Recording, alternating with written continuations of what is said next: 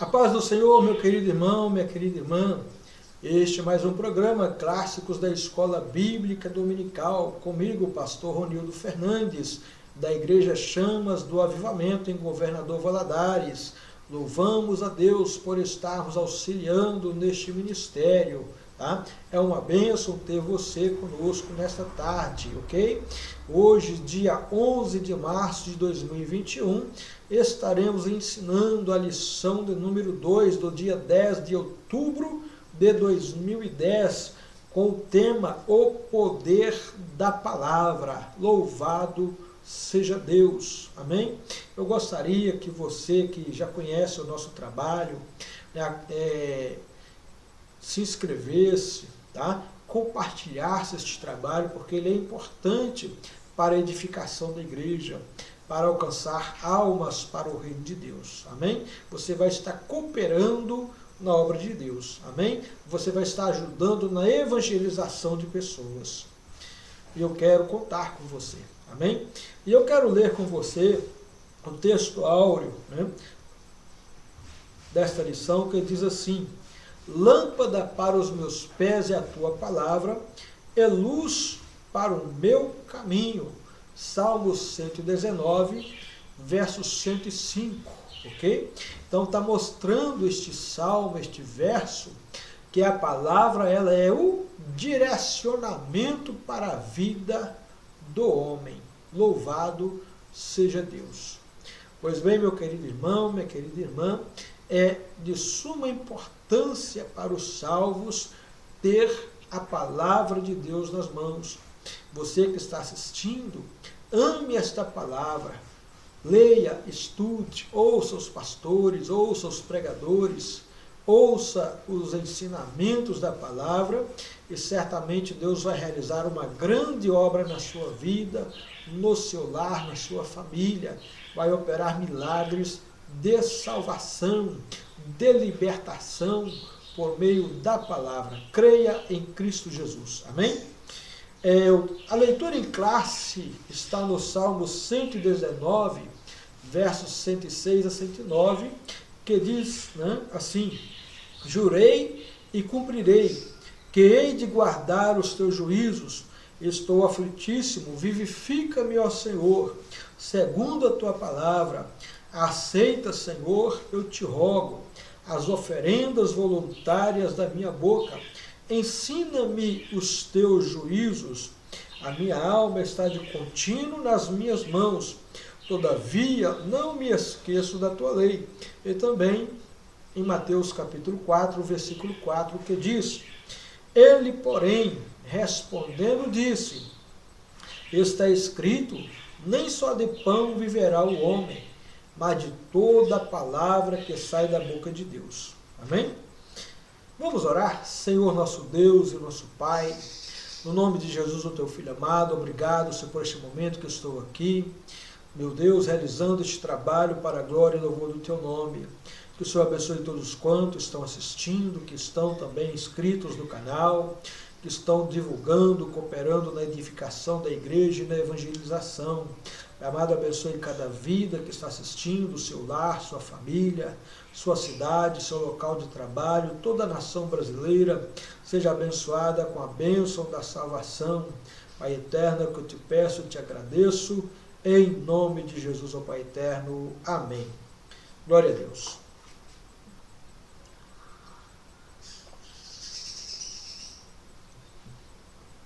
Pois bem, meu irmão, minha irmã, o poder da palavra. A Bíblia Sagrada, a gente tem que entender, em primeiro lugar, ela tem o poder de explanar a si mesma. Ela é autodidata. Não precisa de mestre, de homem ou de mulher formado em academias, né, com conhecimento secular avançado. Não. Ela é autodidata, ela é autoexplicativa. Por exemplo, quando você lê lá em Êxodo, no capítulo 20, nos 10 mandamentos, não matarás. Precisa de explicação? Deus está dizendo para não cometer nenhum homicídio. O homicida, o assassino, ao ler este texto, ele entende que Deus está falando que não é para tirar a vida do próximo. Não roubarás. O ladrão também vai entender que não é para roubar o seu próximo. Não adulterarás. O adúltero vai entender que não é para mexer com a esposa do seu próximo. Isto é uma grande verdade. Tá? Então ela é autodidata, ela é autoexplicativa. Tá?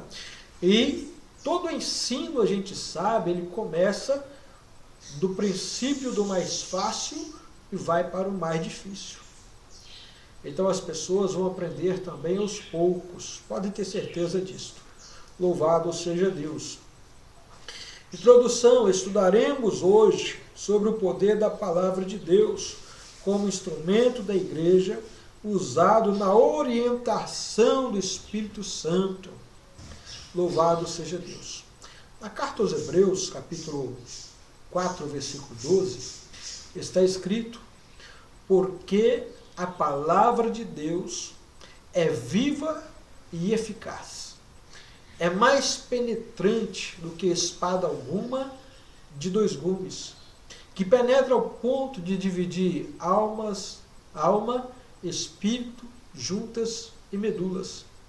E é apta para discernir as intenções e pensamentos do coração do homem. Ela está dizendo que ela é um livro vivo, diferente dos demais livros. Presta atenção numa coisa. A Bíblia Sagrada é o único livro cujo o autor está presente quando você lê. Pode ter certeza disso. Né? Já li livros de Carlos Drummond de Andrade, nunca esteve na minha casa. Li livros de Cecília Meirelles, também nunca esteve na minha casa. Né? Li livros de diversos autores, mas nunca estiveram na minha casa, principalmente no momento da leitura. Mas com a Bíblia Sagrada é diferente. Quer que a sua oração seja ouvida por Deus? Leia a Bíblia antes de orar. Leia um capítulo, 2, né? Tira um tempinho para a palavra. Depois vá orar ao Senhor. É uma ótima indicação para sermos ouvidos por Deus. Tá? Provérbios 28, 9 diz o seguinte: que aquele que desvia os seus ouvidos de ouvir a lei do Senhor, até a sua oração se tornará abominável. A pessoa? Uma oração, que é jogada na sexta sessão. Então, meu querido irmão, minha querida irmã, é importante a gente ler a Bíblia. Ela é um livro diferente dos demais. Né? É um livro que revela a salvação do homem perdido. É um livro que liberta vidas dos vícios, da imoralidade, do pecado, faz dele um santo homem de Deus. Pode ter certeza. Tá?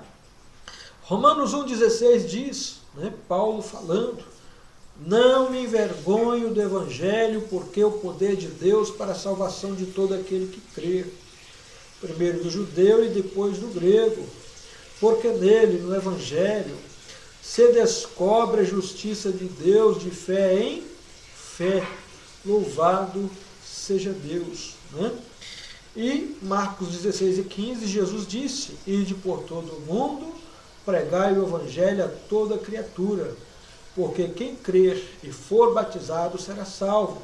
Então Jesus e Paulo estão mostrando o poder do Evangelho para a salvação. Você quer ser salvo? Ouça a palavra de Deus. Medite na palavra de Deus. Você vai crer que Jesus te salva, que te liberta e que te leva para os céus. Amém? A palavra de Deus orienta. O Espírito Santo é quem traduz a intenção de Deus, que fica guardada no contexto dos escritos sagrados. Meu irmão, minha irmã, Paulo disse que o Espírito Santo, ele penetra até as profundezas de Deus. Ou seja, ele conhece o que Deus tem para nós. Jesus disse que o Espírito Santo, né, quando viesse, ele conduziria a igreja em toda a verdade e falaria do que o Pai tinha falado com Cristo para a igreja, né? Por que ele falou isso? Porque os discípulos não tinham condições de aprender com Jesus tudo o que precisava. O ministério de Cristo Jesus aqui na terra foi curto, apenas 3 anos e meio aproximadamente. Não deu tempo dos discípulos aprenderem tudo e colocar em prática. Então foi preciso enviar o Espírito Santo para que ele conduzisse a igreja na verdade, fazendo-a lembrar dos ensinamentos de Cristo e ainda nos ensinando outras coisas. Louvado seja Deus! Então a igreja ela é dependente da Bíblia Sagrada, ela é altamente dependente do Espírito Santo em matéria de nos conduzir, de nos guiar na verdade. Amém? Então veja bem, qualquer esforço para compreender a mensagem da Bíblia sem interpretação do Espírito Santo é perda de tempo, um risco muito grande de errar, de entrar pelo caminho das heresias. Nós somos dependentes do Espírito Santo para aprender com a Bíblia. Mateus capítulo 11, 25, Jesus disse assim, quando ele orou, né? Graças te dou, ó Pai, porque tu revelaste estas coisas aos meus pequeninos e as encobristes aos sábios e entendidos, porque assim te aprouve. Né? Então, Cristo Jesus tem uma palavra que pode ser revelada aos mais simples que você pensar.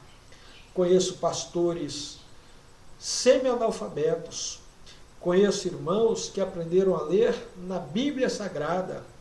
Tá? Já ouvi falar de outras pessoas que também aprenderam a ler na Bíblia. Quem ensinou? O Espírito Santo. Né? Quem os instruiu? O Espírito Santo. Quem deu a eles a palavra para alcançarem vidas? O Espírito Santo. Quem falou no coração do pecador? O Espírito Santo.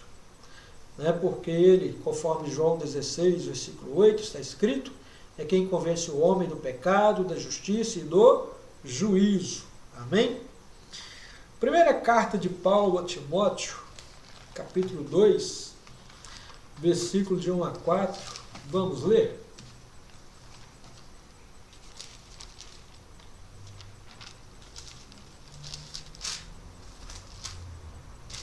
Diz assim: admoesto-te, pois, antes de tudo, que se façam deprecações, orações, intercessões e ações de graças por todos os homens, pelos reis e por todos que estão em eminência, para que tenhamos uma vida quieta e sossegada em toda piedade e honestidade.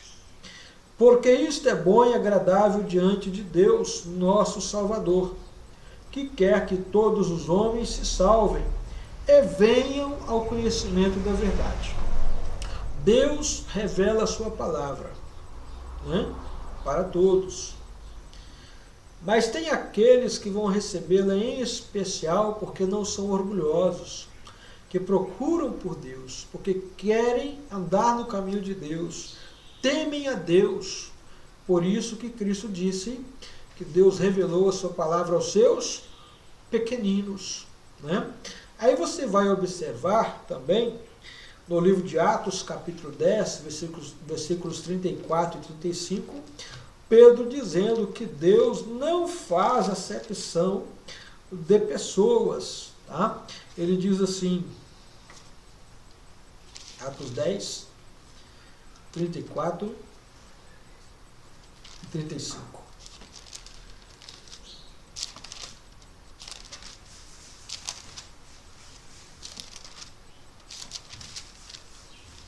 E abrindo Pedro a boca, disse: reconheço por verdade que Deus não faz acepção de pessoas, mas que Ele é agradável àquele que, em qualquer nação, e o teme e faz o que é justo.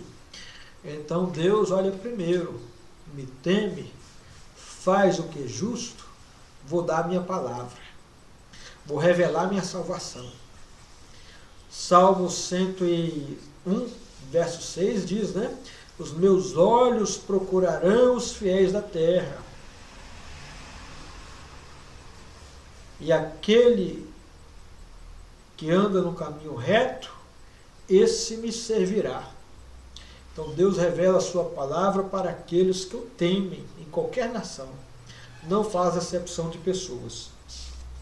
Veja bem, quando o Espírito Santo está em comunhão conosco, a Bíblia funciona como uma bússola, pois norteia nossas intenções e atos.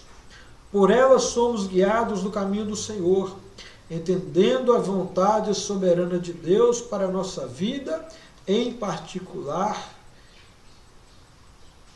e da igreja. Tá?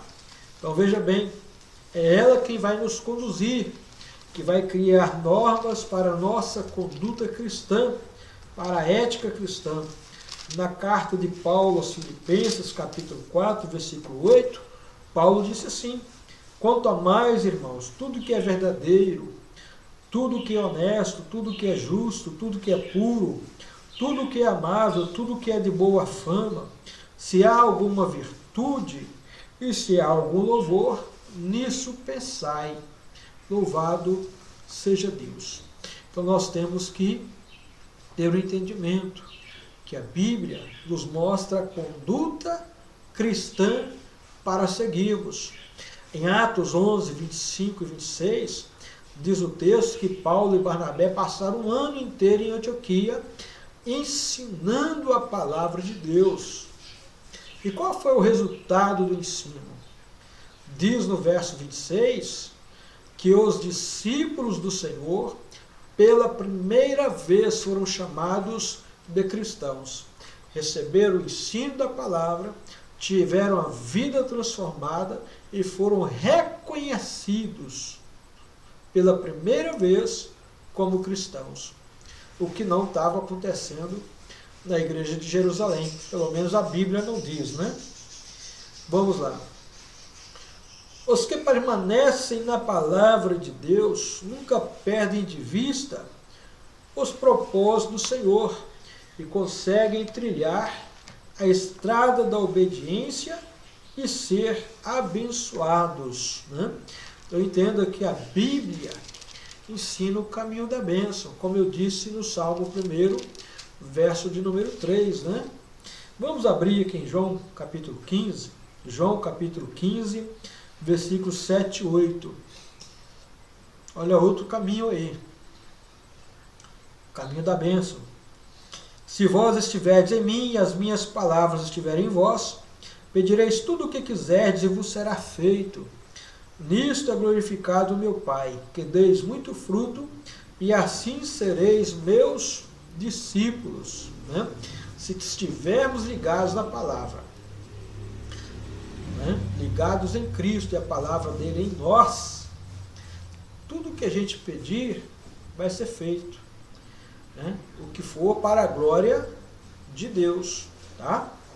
O que for para a exaltação do nome de Deus, tudo que a gente pedir vai ser feito em nome do Senhor Jesus. A palavra de Deus liberta, pode ter certeza. O poder libertador está na palavra. Tem muita gente que faz campanha de libertação, né? E às vezes não consegue a libertação. Mas a pessoa tem que entender. Mudança de caráter, né? Uma coisa é ser livre de um demônio. Outra coisa é ser livre de um vício. Né? Uma coisa é ser livre de uma enfermidade. Então, para ser livre de um demônio, de um vício, de uma enfermidade, né, é preciso a pessoa de fato orar e buscar o Senhor, como Jesus disse, que esta casta de demônios, ela não sai a não ser com jejum e oração. Mas e mudança de caráter? E mudança de vida, que as pessoas possam olhar para nós e falar, este é um santo homem de Deus, esta é uma moça de Deus, esta é uma mulher de Deus, este é um moço de Deus. A palavra liberta. Tá? Então vamos lá. João 8, 32 e também o versículo 36. Os versos 32 e 36 apresentam uma realidade que muitos crentes parecem não querer entender, ou não entenderam mesmo. Jesus foi bem taxativo na expressão, e conhecereis a verdade vos libertará. Temos que considerar duas coisas. O verbo conhecer significa mais do que as definições apresentadas em dicionários. Significa ter informações a respeito de, e ao mesmo ter a experiência de vida, traz destas informações, né? Ninguém pode praticar o que não conhece. O verbo libertar depende da ação do conhecimento. Ninguém ou nada pode libertar um escravo do pecado, a não ser o conhecimento, a prática da verdade. Não pode livrar o refém do pecado se não for a verdade, o Evangelho de Cristo. Muitas pessoas são enganadas pelos movimentos religiosos, promotores de sensacionalismos espirituais, dizendo que este ou aquele ritual religioso, mesmo que seja rotulado como evangélico, vai resolver as questões da alma e da vida social. No verso 36, Jesus disse, se, pois, o Filho vos libertar, verdadeiramente sereis livres. A palavra de Deus é a verdade a respeito do Filho de Deus, e só ela pode libertar pelo poder do Espírito Santo. A gente tem que entender que existem trabalhos com algumas pessoas na igreja que carecem de libertação, né? Isso é uma verdade. Agora, o maior culto de libertação é o do ensinamento da palavra, que vai limpar a pessoa, que vai purificar a pessoa, né? Isto é bíblico. Mas também devemos orar, devemos. O que não pode é os pastores, os mestres da igreja, querer simplesmente dar um ensino para que uma pessoa seja liberta de alguns problemas, como demônios, né, doenças, vícios. Isso aí são coisas que são problemas espirituais. Problemas espirituais se vencem com armas espirituais. Quais são? Oração e jejum. O moço caía no fogo, se ninguém tirasse, ele morria queimado. Caía na água, se ninguém tirasse, ele morria afogado, assim disse o pai do garoto, né? E ele pegou e falou com Jesus, eu pedi aos seus discípulos para orarem por ele, e eles oraram, mas não curaram. E Jesus manda ele então levar o moço. E Jesus ora e cura o moço. E os discípulos vêm e perguntam, Senhor, como é que o Senhor conseguiu curar aquele menino e nós não? Jesus disse, esta casta de demônios, ela não sai a não ser com oração e com jejum. Então tem problemas que só vai ser resolvidos mediante períodos de oração e períodos de jejum. Mas tem problemas pessoais, adultérios, né? Mentiras, hipocrisia, roubo, furto, coisas que pessoas praticam, que precisam ser deixadas, que são libertas pelo poder da palavra, da aplicação do Evangelho. É o que nós falamos, a palavra de Deus ela é autoexplicativa, ela é autodidata, né?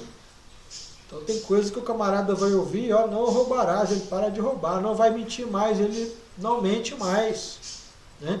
não adulterarás, e ele não vai adulterar.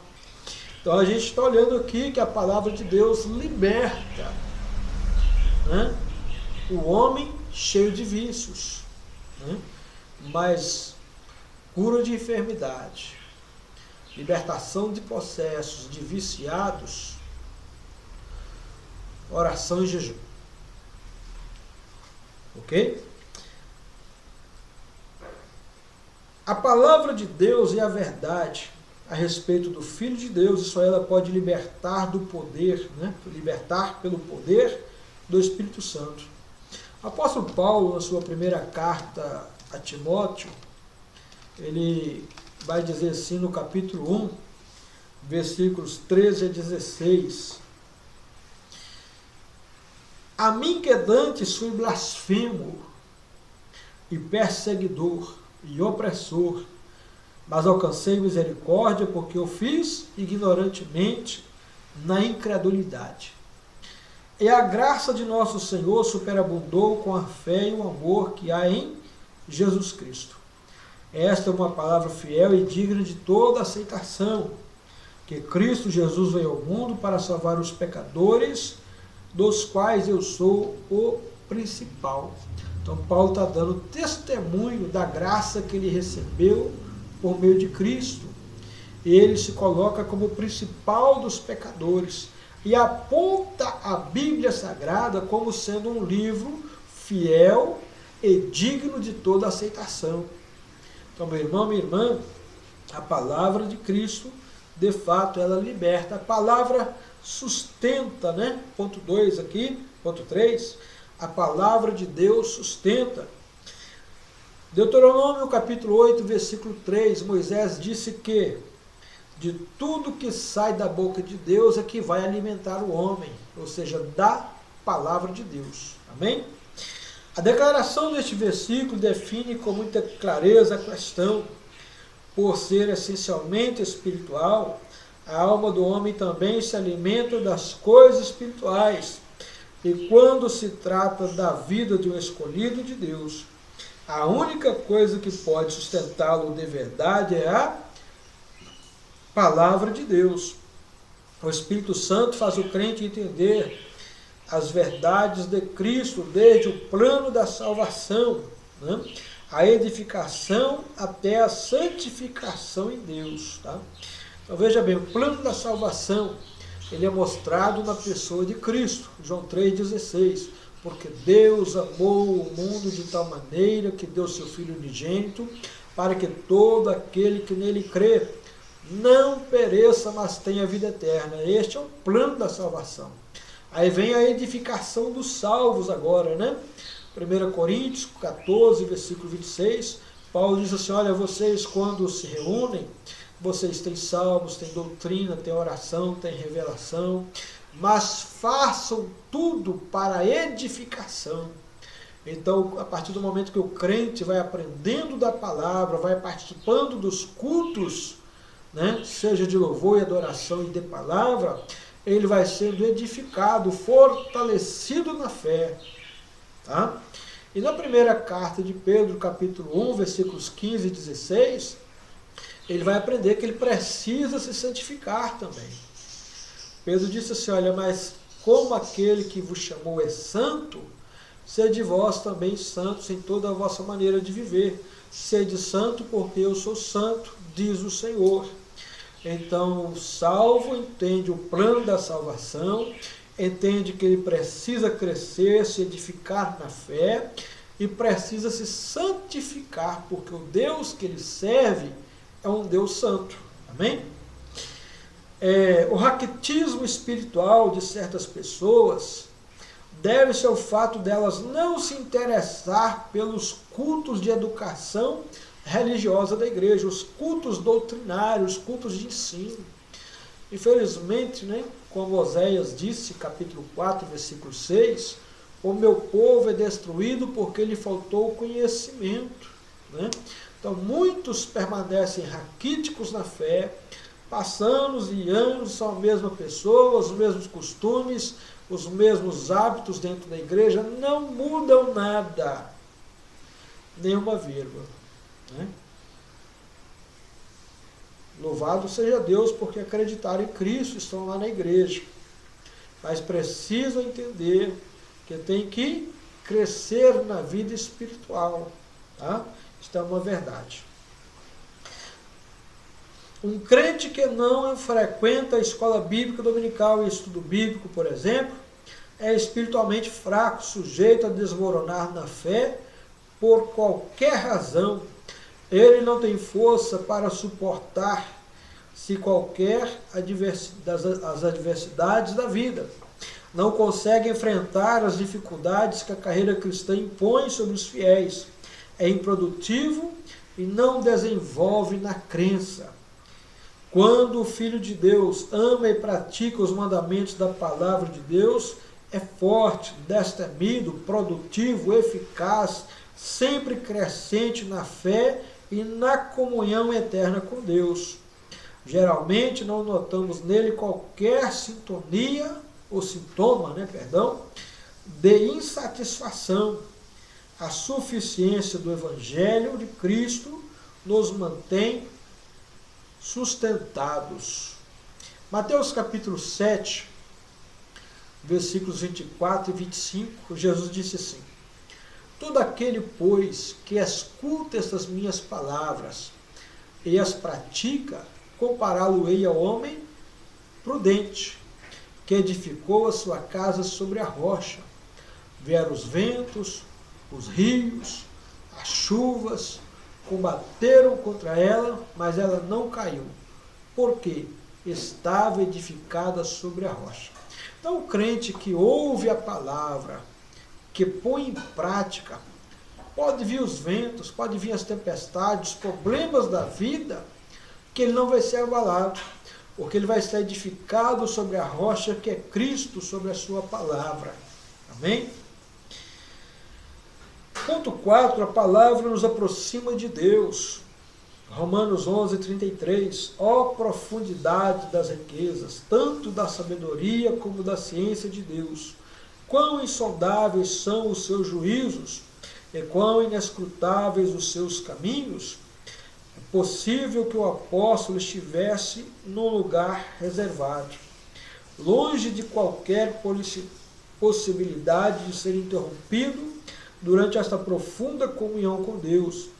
Ele declara que a única forma de adorar e adorar na essência da verdade, da verdadeira comunhão, é conhecendo os tesouros eternos através do Espírito Santo, é explorando a profundidade dos intentos do Senhor, ainda que não seja possível compreendê-los totalmente. Meu irmão, minha irmã, nós pastores, obreiros, membros da igreja no todo, não temos capacidade de receber todo o conhecimento de Deus. Isso é uma verdade, Mas aprendemos de imediato o suficiente para a nossa salvação e para a salvação de outras pessoas. Existem pessoas que vão receber uma iluminação a mais da palavra, Porque são pessoas que inquirem de Deus, que passam momentos de oração, buscando e pedindo a Deus para aprender mais da palavra. Louvado seja Deus por estas vidas. E a gente observa o próprio Deus querendo revelar aos seus servos o que está na palavra. Jeremias, por exemplo, capítulo 33, versículo 3, Deus fala com ele: clama a mim, e anunciar-te-ei, e responder-te-ei coisas grandes e ocultas as quais tu não sabes. Deus tem sempre algo para revelar aos seus servos, principalmente na sua palavra. Amós capítulo 3, versículo 7, diz que o Senhor não fará coisa alguma sem antes revelar aos seus servos. Então os profetas de Deus, eles inquirem de Deus, o que são determinadas situações. E Deus fala com a gente, isso é verdade. Eu já tenho experiências a respeito disto, que eu quis aprender ou ver alguma coisa que o Senhor me mostrou. E digo isso para a glória de Deus. O apóstolo Paulo, ele não falou a respeito das suas visões celestiais, mas ele diz lá em 1 Coríntios que ele conhecia um homem, que ele não sabia se era no corpo ou fora do corpo, que foi arrebatado até o terceiro céus, né? E lá ele viu coisas inefáveis, as quais ele não podia revelar, né? Por que às vezes a gente não fala de todas as experiências que a gente tem com Deus também? Porque tem pessoas, como eu disse aqui, elas precisam partir do aprendizado, né, do mais fácil do aprendizado para o mais difícil. E você deve deixar com que ela tenha suas experiências pessoais com Deus. Mas se você começar a contar as suas experiências pessoais com Deus, vai ter gente que não vai acreditar. Paulo, ele passou por uma dificuldade muito grande para provar que ele era apóstolo chamado por Cristo. Experiência pessoal dele lá no caminho de Damasco, né? Só quem conviveu com ele sabia de fato que ele foi chamado pelo Senhor para ser apóstolo, como foi Ananias, que orou por Paulo, como foi Barnabé, que conviveu com ele, né? Então ele teve dificuldades para provar. E não é diferente no nosso tempo. Se você tem uma experiência pessoal com Deus, né, fica difícil às vezes de você falar para as pessoas, porque às vezes estão em fase de aprendizado e estão ainda meia que incrédulas, né, meia pedra, meia tijolo, e não vão acreditar no que você vai dizer. Então eu digo, né, para a glória de Deus, tenho experiências minhas com Deus que eu não passo para outras pessoas. E como Paulo disse, né, eu sei em quem eu tenho crido em Jesus. Amém? Louvado seja Deus. Vamos à frente. A palavra restaura o caráter. Aqui é o ponto onde eu queria chegar, né? Falamos acerca da palavra no sentido libertador, né? Ela liberta o homem do mau caráter. Ela liberta o homem do pecado, né? Ela liberta o homem dos seus maus comportamentos, das suas más obras. Isto é bíblico, né? E a gente vai aprender com a palavra, tá bom? Então veja bem, mas em libertação de possessos, de deprimidos, de enfermos, de viciados, é a palavra, eu acredito que quem vai orar, que quem vai jejuar, conhece a palavra e o efeito da palavra. Mas quem vai receber a oração e o jejum, né, o sacrifício do jejum em prol daquela pessoa, né, não conhece a palavra. Por exemplo, Jesus libertou o endemoniado em Gadara. O homem tinha legião de demônio. Aí Jesus chega com o poder da oração, né? A mulher estava encurvada, 18 anos possessa, sem poder ver, né, as pessoas, sem poder olhar no rosto das pessoas. Jesus chega e ora e repreende aqueles demônios. Sogra de Pedro estava enferma, estava com febre. Jesus foi lá, pôs a mão e ela foi curada. Então Jesus, conhecedor da palavra, ele aplica a palavra por meio da oração, tá? E também ele jejuou 40 dias e 40 noites, diz a Bíblia. Então existe a questão de ser liberto do mal e de ser liberto do pecado. A mulher cirofenícia saiu correndo atrás de Jesus. Senhor, tem misericórdia que a minha filha está miseravelmente endemoniada. E assim ela insistia, até que Jesus para e dá atenção. Fala com ela, olha, não é lícito eu pegar o pão dos filhos e lançá-los aos cachorrinhos. Que ela disse, Senhor, mas os cachorrinhos comem das migalhas que caem das mesas dos seus senhores.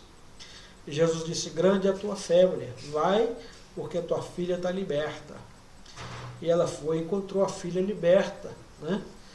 Oração de Cristo, né? Poder de Cristo. O poder da palavra para libertar do pecado. E a história de Zaqueu? Zaqueu tinha enfermidade? Zaqueu tinha demônio? Zaqueu tinha vício? Né? Qual era o vício de Zaqueu? Roubar. Mas ele foi liberto pela palavra. Né? Jesus chegou lá e pregou para Zaqueu. Pregou para quem estava na casa dele. A Bíblia diz que ele creu. Né? E mudou de atitude, de postura. Creu em Jesus, foi salvo e falou, ó, Senhor, de agora em diante, se eu roubei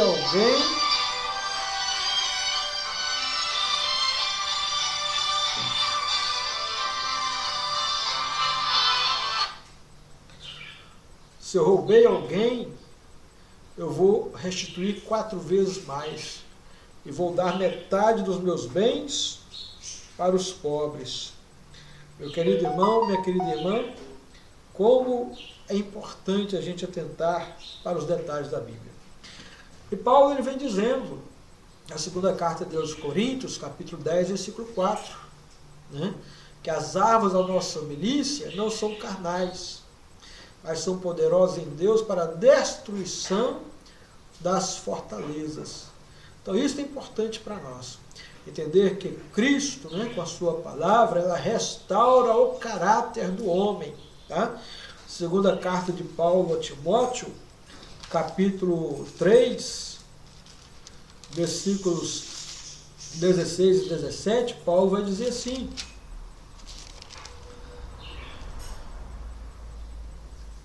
toda escritura divinamente inspirada é proveitosa para ensinar, para redarguir, para corrigir, para instruir em justiça, para que o homem de Deus seja perfeito e perfeitamente instruído para toda boa obra. Então, a Bíblia é para libertar também o homem do mau caratismo. Tem pessoas que compram fiado e não pagam, pega emprestado e não devolve, vive falando mal, murmurando, xingando, e Deus vai corrigindo isso por meio da sua palavra. Então a palavra tem o poder de restaurar a vida do homem, que foi perdida lá no Éden, né? A imagem e semelhança de Deus. Então Cristo vem com a sua palavra para restaurar essa imagem e semelhança de Deus. Observe bem que os discípulos de Jesus se tornaram parecidos com eles. Né? Pedro estava lá na beirada da fogueira, né? Esquentando num dia de frio, ou noite de frio, né, que Cristo tinha sido preso. Pedro estava lá. E alguém fala assim, você é um deles. Não, eu não sou um deles, eu não conheço esse homem. Pedro negando a Cristo. E alguém volta e fala, olha, você é um deles, não é? Não, eu não sou. E alguém chega novamente e fala, olha, você é um deles porque você fala como um deles. Olha como Pedro ficou parecido com Jesus e com seus discípulos. Judas teve que dar um beijo em Jesus para identificar a Cristo. Né? O apóstolo Paulo, ele fala assim, olha, sede, pois, meus imitadores, como eu também sou de Cristo. Então, à medida que a pessoa vai vivendo o Evangelho, fazendo parte da igreja, aprendendo a palavra, ele vai se parecendo com Cristo. E Paulo puxou essa responsabilidade para si. Sede, pois, meus imitadores, como eu também sou de Cristo. Então, meu irmão, minha irmã, a palavra de Deus, ela é poderosa. O tema da lição, o poder da palavra. Eu creio no poder da palavra. Eu digo a você, ela realizou uma grande obra em minha vida, continua realizando, porque como Paulo disse em Filipenses 1, versículo 6, né?